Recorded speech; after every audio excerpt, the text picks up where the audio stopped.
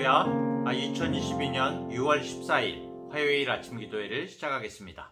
오늘도 주님의 귀한 말씀을 묵상하고 기도함으로 복된 하루를 시작하는 우리 성도님들 되시기 바랍니다. 오늘 하나님의 말씀은 구약성경 사무엘상 23장 15절부터 29절까지의 말씀입니다. 다윗이 사울이 자기의 생명을 빼앗으려고 나온 것을 보았으므로 그가 십광야 수풀에 있었더니 사울의 아들 요나단이 일어나 수풀에 들어가서 다윗에게 이르러 그에게 하나님을 힘있게 의지하게 하였는데 곧 요나단이 그에게 이르기를 두려워하지 말라. 내 아버지 사울의 손이 네게 미치지 못할 것이요 너는 이스라엘 왕이 되고 나는 네 다음이 될 것을 내 아버지 사울도 안다 하니라. 두 사람이 여호와 앞에서 언약하고 다윗은 수풀에 머물고 요나단은 자기 집으로 돌아가니라. 그때 십 사람들이 기브아에 이르러 사울에게 나와 이르되 다윗이 우리와 함께 광야 남쪽 하길라산 숲을 요새에 숨지 아니하였나이까. 그러하온즉 왕은 내려오시기를 원하시는 대로 내려오소서. 그를 왕의 손에 넘길 것이 우리의 의문이이다 하니 사울이 이르되 너희가 나를 긍휼히 여겼으니 여호와께 복받기를 원하노라. 어떤 사람이 내게 말하기를 그는 심히 지혜롭게 행동한다 하나니 너희는 가서 더 자세히 살펴서 그가 어디에 숨었으며 누가 거기서 그를 보았는지 알아보고 그가 숨어있는 모든 곳을 정탐하고 실상을 내게 보고하라. 내가 너희와 함께 가리니 그가 이 땅에 있으면 유다 몇천 명 중에서라도 그를 찾아내리라 하더라. 그들이 일어나 사울보다 먼저 시부로 가니라. 다윗과 그의 사람들이 광야 남쪽 마온 광야 아라바에 있더니 사울과 그의 사람들이 찾으러 온 것을 어떤 사람이 다윗에게 아뢰매 이에 다윗이 바위로 내려가 마온 황무지에 있더니 사울이 듣고 마온 황무지로 다윗을 따라가서는 사울이 산 이쪽으로 가매 다윗과 그의 사람들은 산 저쪽으로 가며 다윗이 사울을 두려워하여 급히 피하려 하였으니 이는 사울과 그의 사람들이 다윗과 그의 사람들을 애워싸고 잡으려 함이었더라. 전령이 사울에게 와서 이르되 급히 오소서.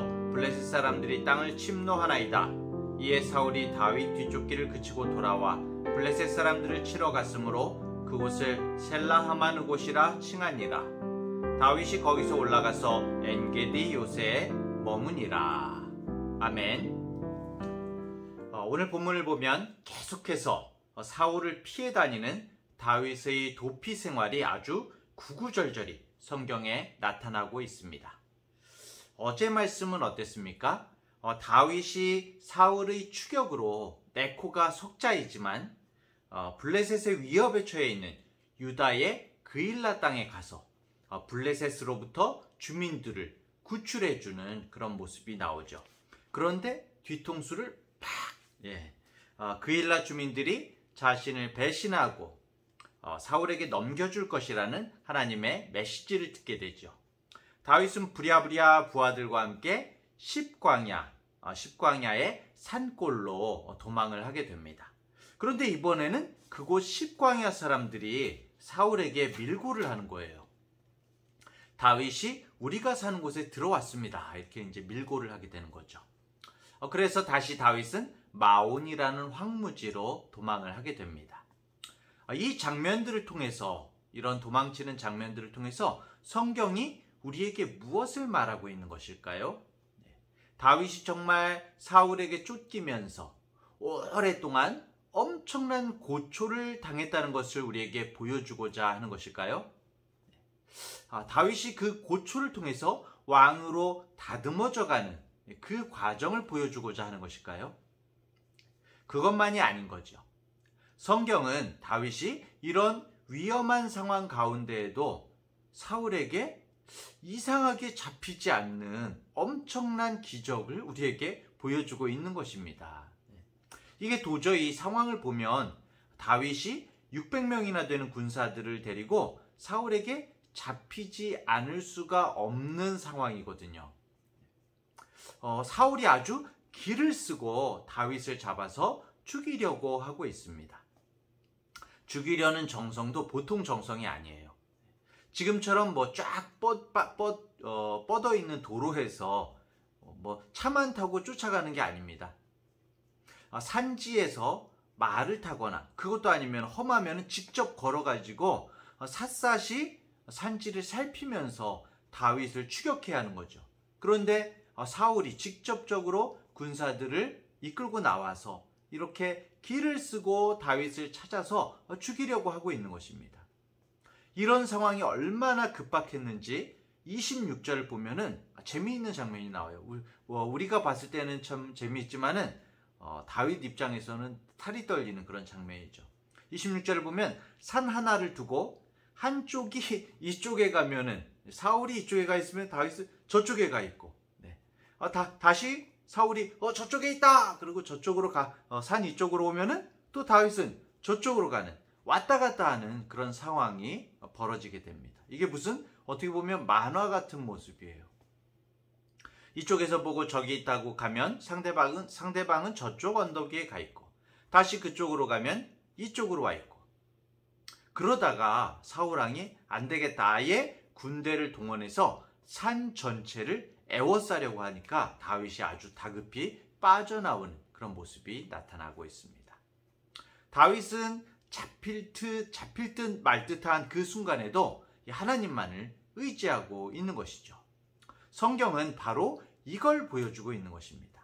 하나님께서 다윗을 계속해서 지키고 계시다는 것. 이런 위태위태한 위급한 상황에도 하나님께서 계속 붙들고 계시다는 것을 보여주고 있는 것이죠. 우리는 다윗이 사력을 다해서 쫓기는 부분에 아주 아슬아슬하게 위태위태하게 쫓기는 부분에 우리는 집중하게 되지만 사실은 이걸 한번 생각해 봐야 되는 것입니다. 아니 도대체 어떻게 이렇게 안 잡힐 수가 있지? 이런 의문을 품어야 하는 것이죠. 하나님께서 다윗에게 은혜와 자비를 베풀어 주고 계시다는 것을 성경은 우리에게 집중적으로 말씀하고 있는 것입니다. 또 하나님께서 다윗을 지켜보고 계시고 보호하고 계시다는 것을 우리는 요나단을 통해서 알 수가 있죠. 다윗을 찾아가서 요나단이 만나게 되죠. 16절부터 18절을 보면은 다윗을 아주 긴밀히 찾아가게 됩니다. 십광야에 숨어서 불안에 떨고 있는 그일라 사람들의 이제 밀고 자기를 넘길까봐 이쪽 십광야로 도망왔는데 불안에 떨고 있는 다윗에게 요나단이 찾아와서 이렇게 말하죠.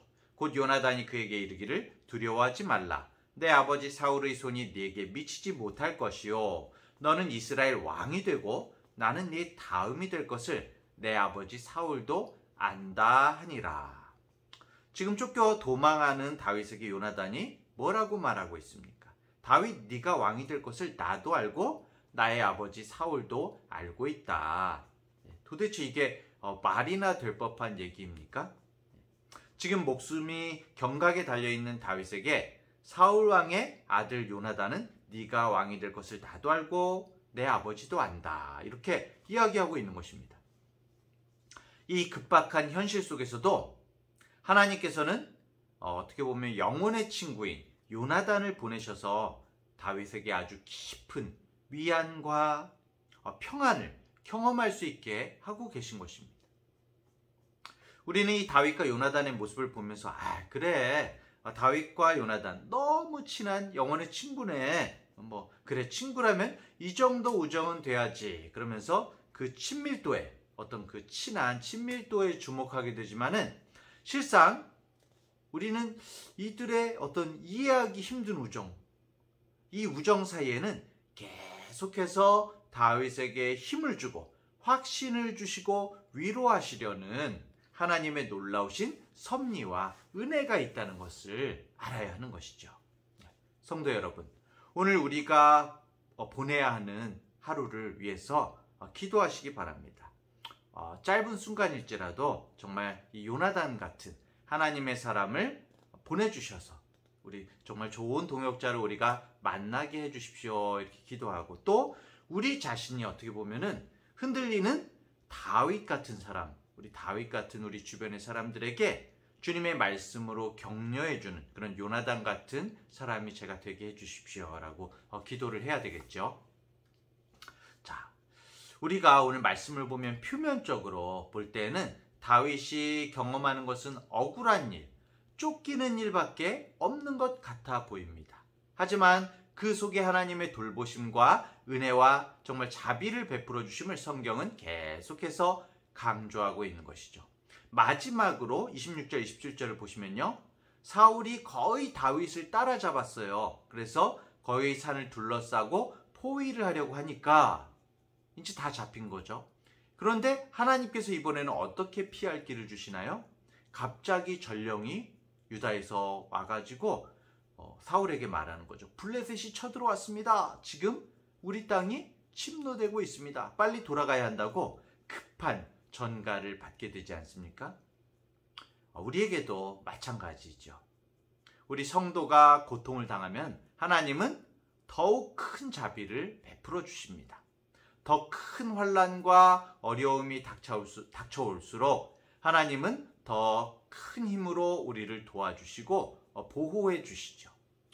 우리는 하나님의 손길이 전혀 느껴지지 않는 그런 순간에도 이 산, 아까 전에 그 장면 있지 않습니까? 사울은 이 산에 이쪽으로 오면은 다윗은 이쪽으로 오고, 사울이 이쪽으로 오면 다윗은 또 저쪽으로 가고, 이렇게 정말 살떨리는 하나님의 손길이 전혀 느껴지지 않는 위기의 상황에서도 하나님께서는 우리를 붙들고 계시는 겁니다.